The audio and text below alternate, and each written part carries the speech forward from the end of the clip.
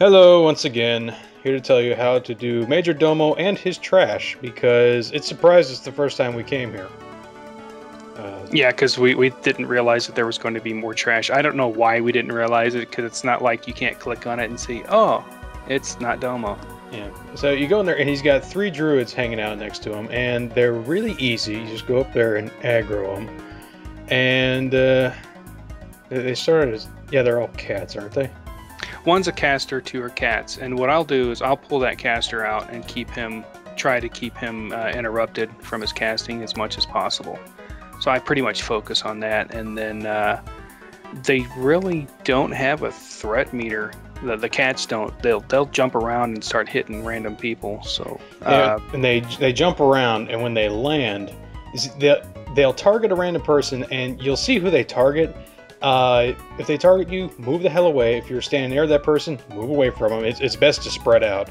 But when you see Reckless leap on me and I move away, they will leap to wherever you were standing. They don't follow you, so you can avoid that. If they do land on you, when they leap, you get stunned for a bit. If they land on nothing, they're stunned for a bit, and that free hits kick the shit out of them.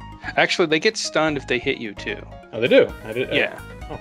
I've had them land on me when I'm tanking that boss, and they've caught me, but they're still stunned as well. Okay. But yeah, you're targeted. Just move away from it. Not that big of an issue. It just caught us by surprise. The first time, oh god, what's going on? Right. And we were thinking, oh my gosh, this is going to be part of the boss fight, and it wasn't. So. Yeah, nobody said, it's like, hey, you're gonna have this little somewhat tricky trash right before it. It's like, oh, thanks a lot, that's why assholes. we're doing these. Yeah, that's why we do a lot of the trash videos for the ones that we're having problems with. And we're the short bus how-to videos. Right, exactly. So now is, you get the hell away after the trash is done. He'll go through his little spiel. Do not aggro him. Yes, do not aggro him. This is a 1-tank fight, so I think I switch on this fight here to DPS, and we have our druid tanking. And we start the fight by everybody, healers included, need to move with the group.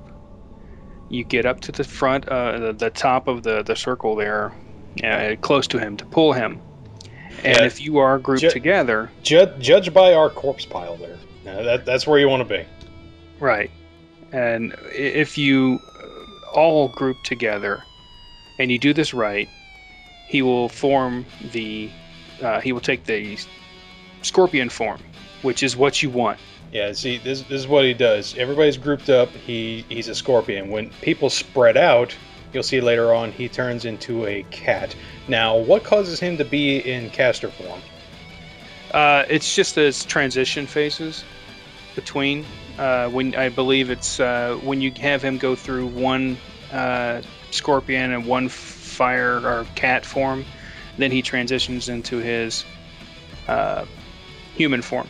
Okay. It's caster form. And the important thing when you're all clustered like this is to cluster up in front of him. Don't be standing behind him, because he's cleaving in front of him, and it's one of those fights where there's more people that are being hit, the less damage is being caused. So right, it spreads out between everybody being hit.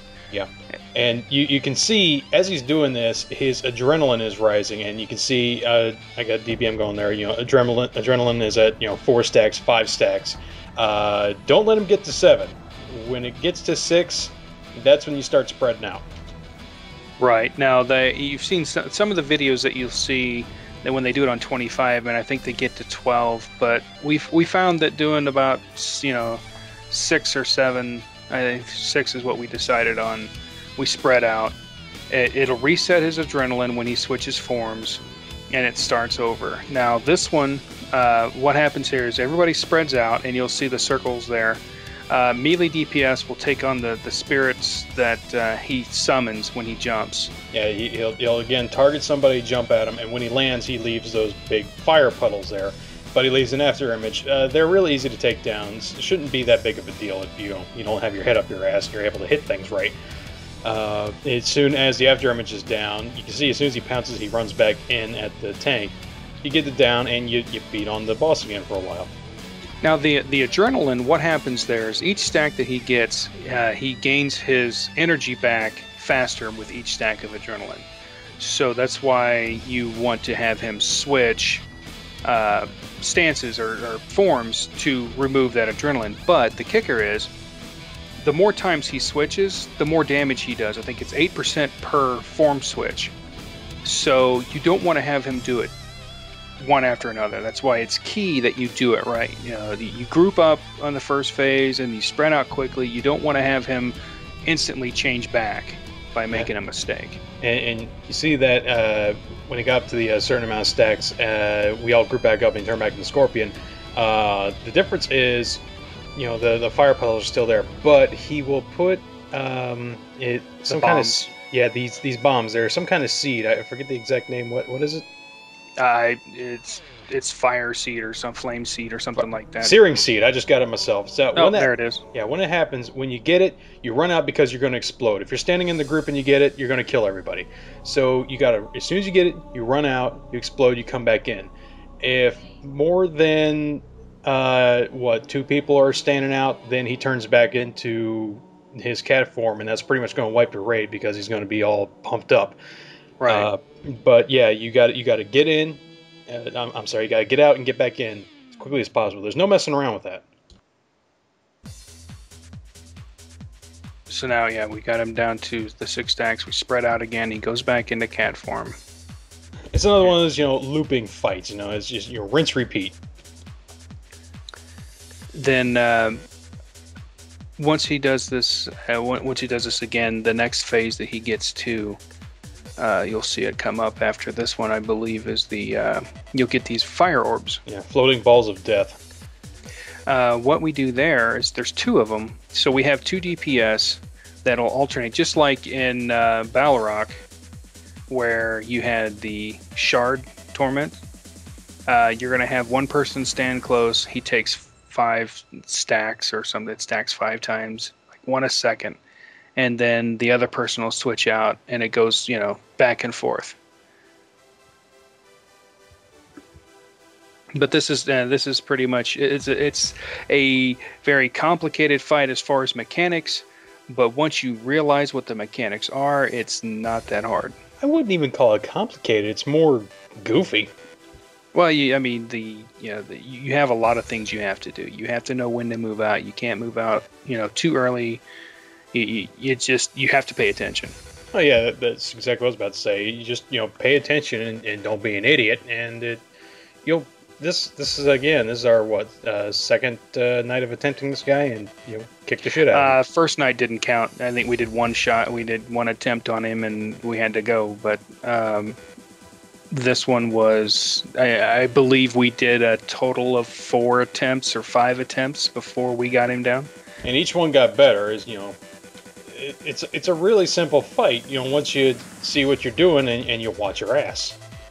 Make sure you mark whoever's going to be the primary orb soakers. Make sure you mark them so the other person knows where to go. That was one of the things that we decided to do or needed to do. And the orbs already happened. No one paying attention. I have not seen the orbs. I think they come at at the very end here. I know they come out. We were wondering if they were going to because we had him down so far, but I do think that they switch because we do one more switch here. Yeah. There he goes. Yeah, here comes his orbs. And now he's in cat form. There's one on the right to the buffs there, and yeah, there goes the person being soaked up to get the beam going in them. And then they get out, and the other person's soaking. See, just like that. Right. Just like that.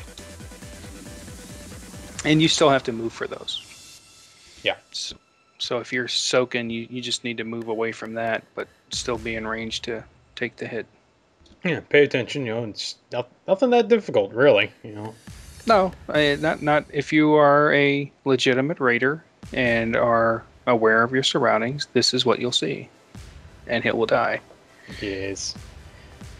And there was much rejoicing because the next one was Rag. Oh God damn it! Rag sucks. I'm telling you that right now. Rag is a bitch. Yeah. We got him to phase 3 after doing this here, but yeah. That video will probably be out in a month or two, maybe. No, I don't think so. Oh, I think so.